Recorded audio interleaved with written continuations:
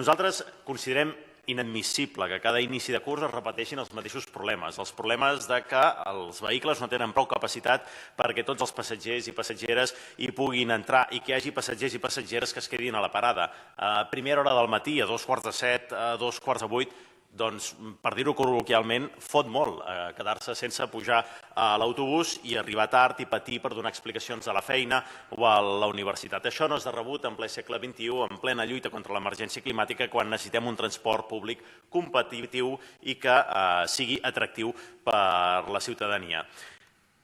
Considerem inadmissible aquests problemes de capacitat i també considerem inadmissible que cada any hi hagi una retallada d'horaris al mes d'agost i al Nadal, del 26 de desembre al 31 de desembre, que compliqui el transport als usuaris i usuàries.